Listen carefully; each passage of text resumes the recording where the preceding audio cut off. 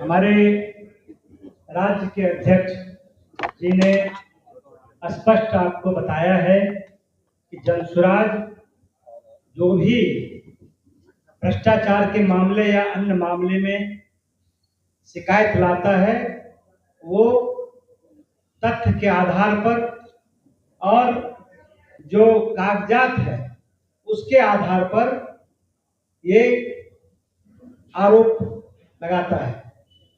प्रशांत किशोर जी का चौथा जो उद्भेदन हुआ, खासकर राज्य के भ्रष्टतम मंत्री अशोक चौधरी, मंगल पांडे, दिलीप जायसवाल जो भारतीय जनता पार्टी के नेता हैं, और राज्य के उप मुख्यमंत्री श्री सम्राट चौधरी पर वो तथ्यों के आधार पर बिल्कुल वो आरोप था। जब प्रशांत जी ने इस बात की चर्चा की और पब्लिक जनता को बताने का काम किया तो लगातार उसके बाद से ये कहा जा रहा था कि जनसुराज और उसके सूत्रधार प्रशांत किशोर जी बगैर तथ्यों का, खास करके जो ग्रामीण कार्य विभाग के मंत्री जो देश के सबसे भ्रष्टतम मंत्री हैं, उन्होंने कहा कि हमें कोई पेपर नहीं मिला है। तो मैं आज जो उनका भ्रष्टाचार का कहानी है वो मैं आपको एक सिर्फ उदाहरण मतलब जो मैं आपको दिखा रहा हूं वो उनके भ्रष्टाचार का मात्र 10% है। वो मैं अब आपको दिखा भी रहा हूं। और वो डीड पेपर जो अवैध तरीके से कमाया गया है वो संपत्ति आपको पेपर भी आपको उपलब्ध करा रहा हूं, जो आप पेपर लेकर उनसे पूछिए कि आपने इतना पैसा कहां से लाया है। हम सबसे पहले जो उनकी धर्म पत्नी है श्री नीता चौधरी जी,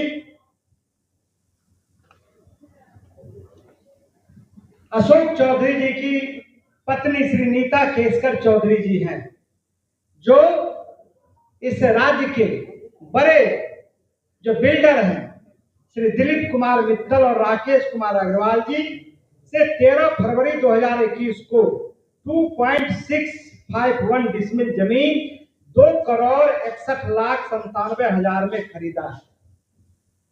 उसके बाद उसमें नीता केसकर चौधरी ने अपनी पहचान, देखिए चालाकी, अपनी पहचान अपने पति अशोक चौधरी को लिखा। दूसरा जो डीड है, नीता केसकर चौधरी ने जो दूसरा संपत्ति खरीदा, पहला संपत्ति 2,61,97,000, दूसरा जो संपत्ति खरीदा है नीता केसकर चौधरी ने उसी दिलीप कुमार मित्तल और राकेश कुमार अग्रवाल से 20 जुलाई 2022 को 2.09 डिसमिल जमीन 3,42,34,000 में रजिस्ट्री कराई है, जिसमें उन्होंने अपने पति अशोक चौधरी का नाम छिपा लिया और अपना पहचान पिता श्री गोपाल राव केसकर और उनके दुर्गा मेरीन ड्राइव गुजरा का पता दिया है।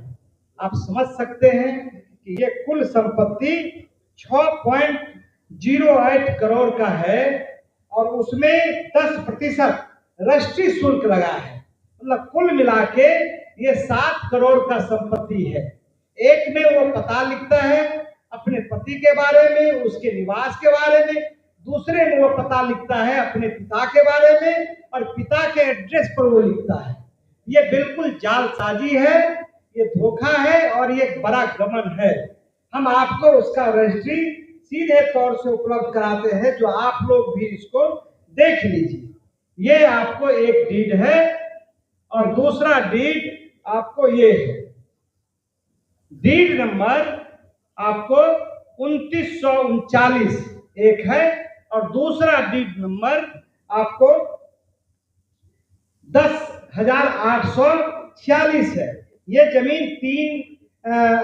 जमीन रजिस्ट्री हुई है।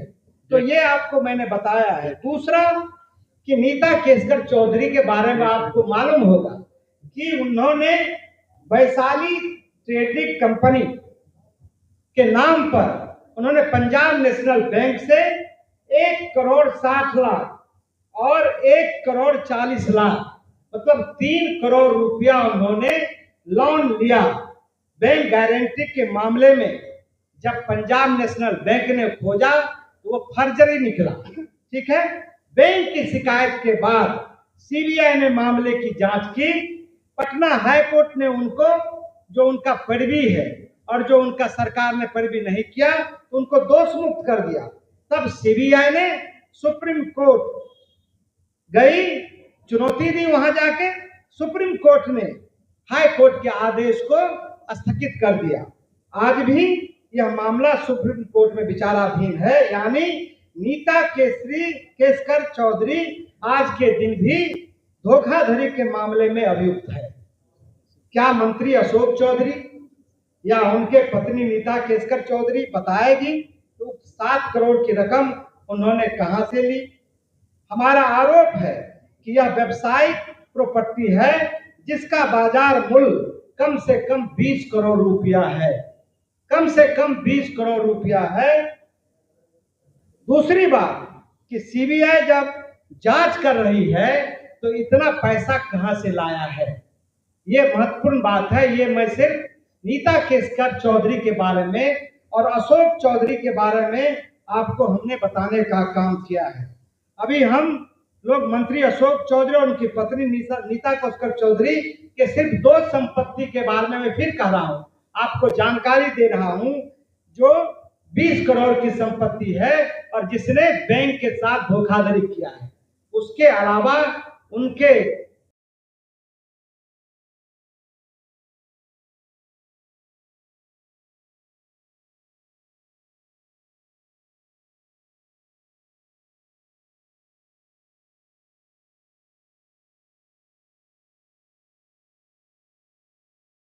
प्रशांत किशोर जी ने ये कहा था कि जो मानवीय वैभव विकास न्यास है ने अशोक चौधरी की बेटी सांभवी चौधरी और स्वर्गीय किशोर कुणाल के पुत्र सायन कुणाल के साथ विवाह के रिश्ता तय होने और विवाह संपन्न होने के दरमियान खरीदी गई संपत्ति है जो करोड़ों में है, जो करोड़ों में है।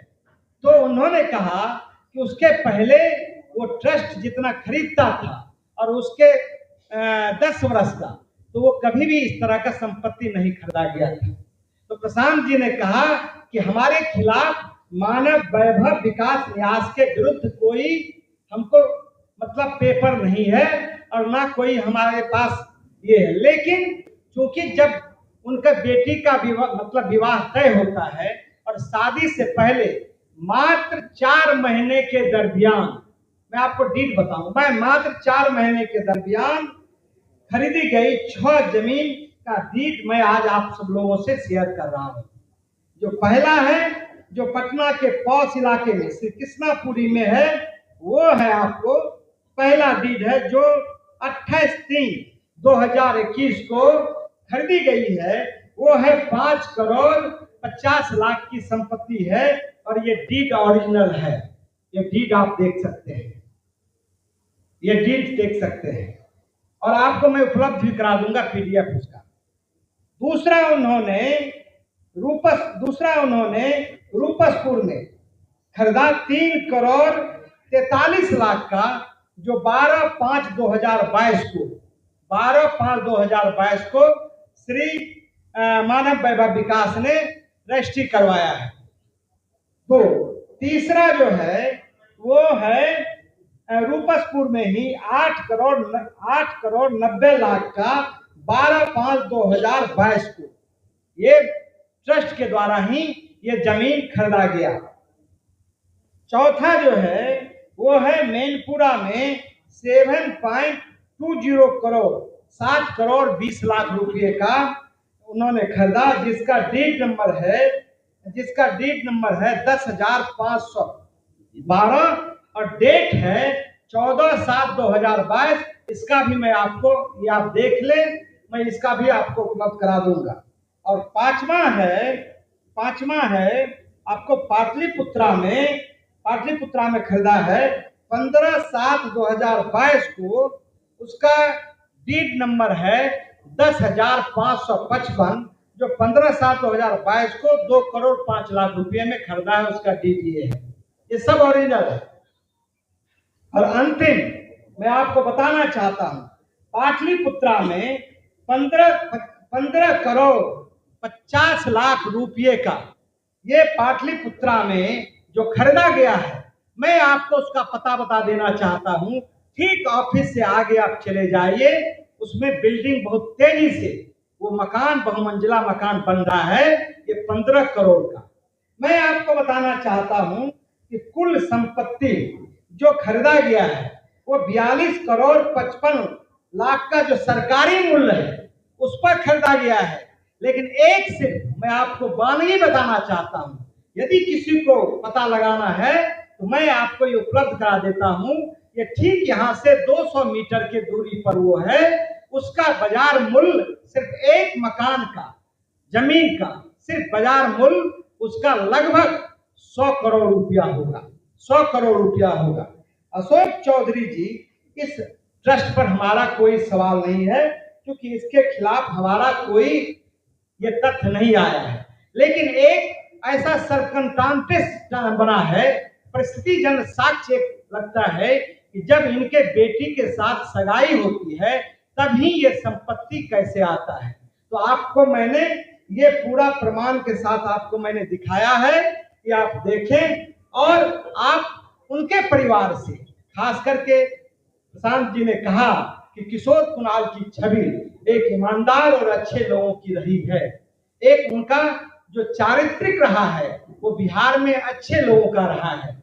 लेकिन पता नहीं किस दुश्मनी से, ये भगवान का संयोग मानिए कि अशोक चौधरी ने किस जन्म का बदला लेने के लिए एक तरह से उस ट्रस्ट को, जिसमें जियालाल आर्य जैसे लोग हैं, उनको बदनाम करने की साजिश है। एक बात मैं आपको और बताना चाहता हूं कि जो इस ट्रस्ट में सेक्रेटरी है वो बिहार के मुख्य सचिव की मां प्रोफेसर कविता श्रीवास्तव जी हैं, जो इसमें सेक्रेटरी हैं, और जिन पर मैं सिर्फ आपको जानकारी दे रहा हूं, मैं सिर्फ आपको जानकारी दे रहा हूं। ये मैं आपको बताया हूं। आप लोगों का कर्तव्य है कि उनको ये बात बताना चाहिए ट्रस्ट के लोगों को, और 15 साल का जो खरीद बिक्री का ट्रस्ट ने काम किया है उसको बताना चाहिए। एक मैं और आपसे कहना चाहता हूं, जो ये कागजात है वो कागजात सिर्फ मैं आपको छो दिया हूं, इसके अलावा दर्जनों जो डीड है, जो खरीदा गया है, वो हमारे पास उपलब्ध है, जो समय आने पर मैं आपको उपलब्ध करा दूंगा। तीसरा जो आरोप है वो भी मैं आपको बताना चाहता हूं कि जो प्रशांत किशोर जी ने जो एक आरोप लगाया था, उसमें उसने तथ्यों के आधार पर आरोप लगाया था। प्रशांत किशोर जी ने यही उस दिन कहा था, उन्होंने कोई मानव वैभव पर आरोप नहीं लगाया था और उनके खिलाफ कोई हमारे पास साक्ष्य नहीं था, लेकिन उन्होंने जो आरोप लगाया था और जो सिद्ध है उसमें कहीं से दो राय नहीं है। वो है अशोक चौधरी की जो बेटी है श्री सांभवी चौधरी, जो समस्तीपुर से सांसद है। तो अशोक चौधरी ने 2019 में अशोक चौधरी के पीए योगेंद्र दत्त जी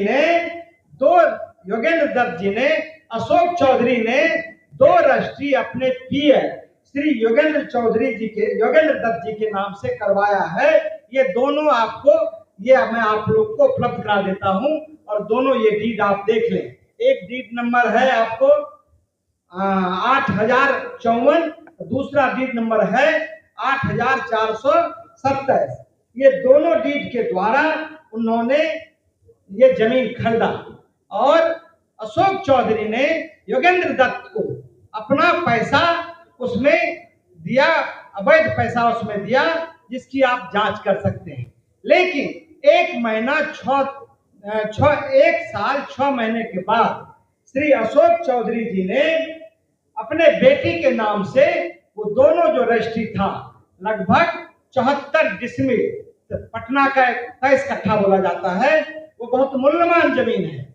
वो 34 लाख में वो खरीदते हैं और आप अशोक चौधरी ने कहा कि हमको साक्ष्य नहीं मिला है, इस जमीन का साक्ष्य नहीं मिला है। तो आपके माध्यम से मैं उनको साक्ष्य उपलब्ध करवाना चाहता हूं। और बैंक अकाउंट, जो बैंक अकाउंट से उन्होंने 10 लाख रुपया दिनांक 20/3/2021 को ट्रांसफर किया है और